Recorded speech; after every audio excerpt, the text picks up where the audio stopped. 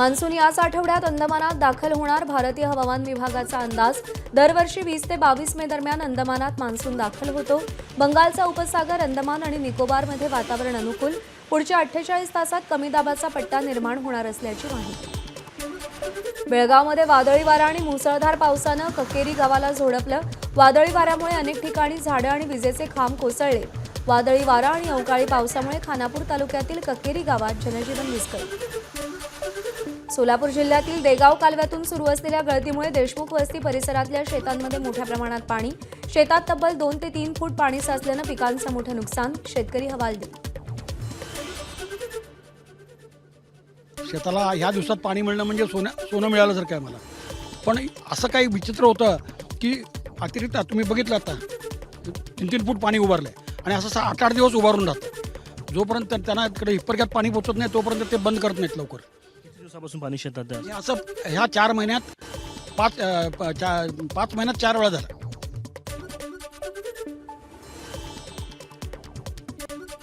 राज्यात पुढील 3 दिवस उष्णतेची लाट. बहुतांश जिल्ह्यांना उन्हाचा येलो अलर्ट. अकोला आणि नंदुरबार जिल्ह्याचं तापमान 45.3 अंशांच्या पुढे. नागरिकांना काळजी घेण्याचं आवाहन.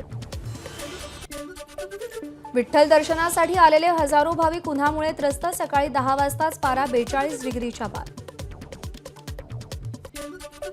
किल्ल्यांवर कंत्राटी सुरक्षा रक्षक. युनेस्कोच्या जागतिक वारसा स्थळांच्या यादीतील प्रतापगड, राजगड, साल्हेर आणि खांदेरी किल्ल्यावरती प्रत्येकी 19 सुरक्षा रक्षक आणि 1 पर्यवेक्षक असेल.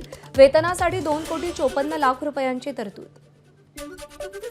नंदुरबारच्या नवापूर परिसरात बर्ड फ्लूचा वाढता प्रादुर्भाव. 6 पोल्ट्री फार्मचे अहवाल पॉझिटिव्ह. प्रशासनानं आतापर्यंत 3,89,000 कोंबड्या नष्ट केल्या. 21,61,000 अंडीही नष्ट केली. तर 35 पैकी 14 पोल्ट्री फार्ममध्ये प्रतिबंधात्मक कारवाई. नवापूरमध्ये जे या 1 किलोमीटर त्रिज्येमध्ये 19 पोल्ट्री फार्म पडत होते. त्यातल्या जवळजवळ 6 पोल्ट्री फार्ममध्ये कोणतेही पक्षी नव्हते. पण 19 पैकी 13 जे पोल्ट्री फार्म आहेत त्याच्यामधले जे पक्षी आहेत ते सगळे नष्ट करण्यात आले.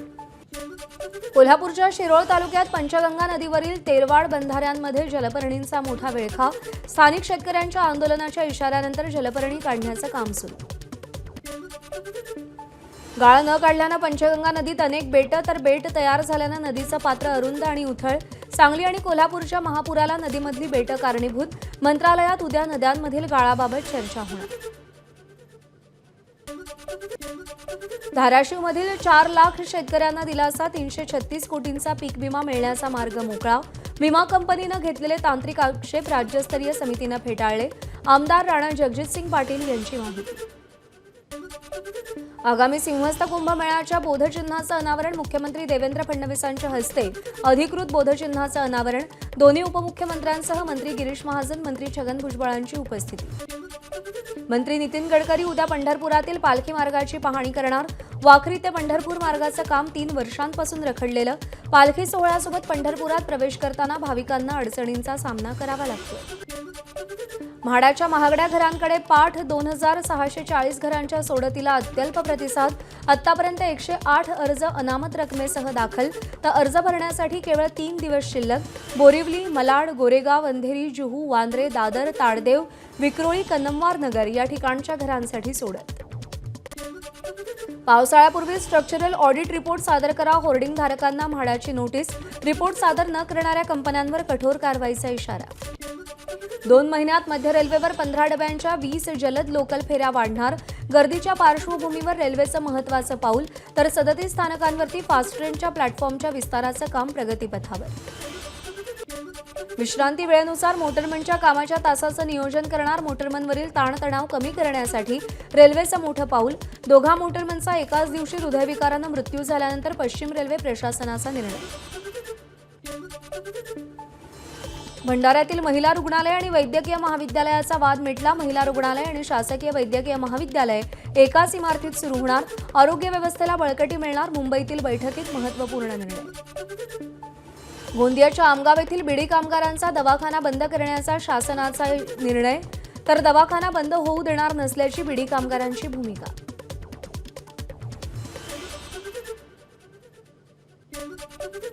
बीडच्या परळीमध्ये सुरू असलेल्या अतिक्रमण मोहिमेदरम्यान अतिक्रमण काढण्यावरून डॉक्टरची नगरपरिषद कर्मचाऱ्यांसोबत हुज्जत. पथक कारवाई न करताच माघारी फिरलं. नगरपरिषद प्रशासनाच्या भूमिकेकडे लक्ष. Lote MIDC Laxmi organic company विरोधात कोकण पर्यावरण संरक्षण संघर्ष समितीची सह्यांची मोहीम. अभिनेता ओंकार भोजनेचाही स्थानिकांच्या लढ्याला पाठिंबा. केंद्र आणि राज्य सरकारचं लक्ष वेधण्यासाठी नव्या आंदोलनाला सुरुवात. बीडमध्ये घरगुती गॅस सिलेंडरचा पुरवठा आजही विस्कळीत. रस्त्यावरती गॅस सिलेंडरच्या टाक्या मांडून नागरिकांनी रोष व्यक्त केला. 10वीच्या निकालानंतर 11वी ऑनलाईन प्रवेश प्रक्रियेला वेग. 12 मेपर्यंत राज्यभरातील 8,87,000 विद्यार्थ्यांची नोंदणी पूर्ण. 14 मे रोजी गुणवत्ता यादी जाहीर केली जाणार. ऐन उन्हाळ्यात फ्लेमिंगो पक्षी हजारोंच्या संख्येनं नवी मुंबईत दाखल. थंडीत येणारे फ्लेमिंगो उन्हाळ्यात आल्यानं आश्चर्य व्यक्त. ऐरोली, वाशी, सीबीडी या सगळ्याच भागातील खाडीत फ्लेमिंगोंची सादर. भंडाऱ्याच्या नवेगाव नागझिरा व्याघ्र प्रकल्पात मायरा वाघिणीची रॉयल एंट्री. रखरखत्या उन्हात वाघिणीचा रुबाबदार अंदाज. नैसर्गिक पाणवठ्यावरती दिलेल्या रॉयल एंट्रीनं जंगल सफारीवर आलेल्या पर्यटकांमध्ये मोठा आनंद. नंदुरबारच्या खांडबारा बाजारपेठेत माकडाचा धुमाकूळ. महिला, लहान मुलांवर हल्ल्याच्या घटना. उष्णतेमुळे पाणी आणि अन्नाच्या शोधात बाजारपेठेत वावर. माकडाच्या भीतीनं नागरिकांची धावपळ. बदलापुरात बेकायदेशीर मच्छी विक्रेत्यांविरोधात कारवाईचा इशारा. मच्छी विक्रेत्यांमुळे शहरात दुर्गंधी. स्वच्छ बदलापूर मोहिमेला बेकायदेशीर विक्रेत्यांचा अडथळा. रस्त्यावर मच्छी विक्री करणाऱ्यांवर कारवाई होणार. एखाद्या ठिकाणी सुशोभीकरण केलेले आहे त्याच्या बाजूला जाऊन बसणार आणि नाक्यावरती बसून मच्छी विक्री करणार. त्या ठिकाणी मच्छीचं पाणी पडतं, मच्छीची घाण त्या ठिकाणी तशीच संध्याकाळी ठेवून जातात आणि संपूर्ण शहरामध्ये विद्रुपीकरण होत असतं. आणि हे आम्हाला मान्य नाही, कारण आम्ही सांगितलेलं की मच्छीमाल्यांनी त्यांची जी काही मच्छी मार्केट या ठिकाणी आम्ही बांधून दिलेली त्या ठिकाणी बसावं त्यांनी.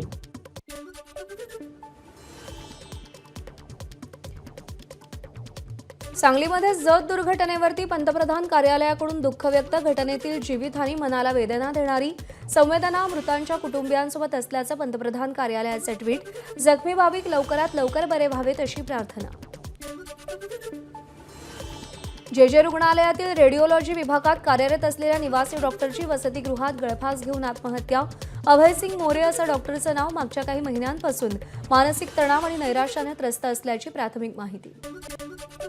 परभणीच्या पूर्णा तालुक्यातील सांदलपूरमध्ये वाळूमाफियांच्या ट्रकखाली चिरडून सरपंचांच्या पतीचा मृत्यू. घटनेनंतर गावातील जमावानं ट्रक जाळला. पंडितराव मात्रे असं मृत व्यक्तीचं नाव, तर पत्नी रुक्मिणीबाई मात्रे संदलापूर गावच्या विद्यमान सरपंच. गोंदियात तेंदूपत्ता संकलनासाठी गेलेल्या मजूर अस्वलाच्या हल्ल्यात गंभीर जखमी. अर्जुनी मोरगाव तालुक्यातील तिरखुरी सहवन क्षेत्रातली घटना. 4 दिवसांपूर्वी 2 महिलांवरही वाघानं हल्ला केला होता.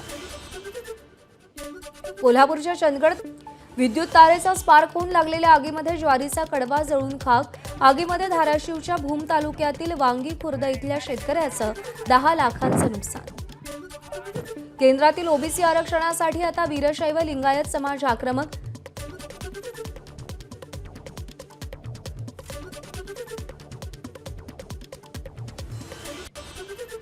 ओबीसी संवर्गातील विद्यार्थ्यांना आणि बांधवांना 2002मध्ये अध्यादेश काढून यापासून शैक्षणिक सवलत मिळत आहे.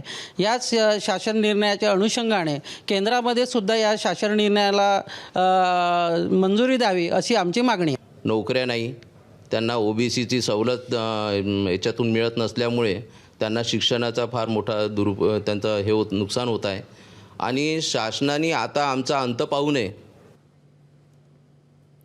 सोनं आणि चांदीच्या आयात शुल्कात मोठी वाढ. सोनं चांदीवरील आयात शुल्क 6% वरून 15%वर. सोनं चांदीची आयात रोखण्यासाठी सरकारचं पाऊल. 15%मधील 5% आयात शुल्क कृषी आणि विकास कामांवर खर्च होणार. आयात शुल्क वाढतात सोनं चांदीच्या दरांमध्ये मोठी वाढ. सोन्याच्या दरात तोळ्यामागे 11,000 रुपयांची वाढ. सोनं काल 1,51,000 रुपये होतं, तर आज 1,62,000 रुपयांवर. चांदीच्या दरांमध्ये प्रति किलो 30,000 रुपयांची वाढ. चांदी 2,68,000 रुपयांवरून आता 2,98,000 रुपयांवर.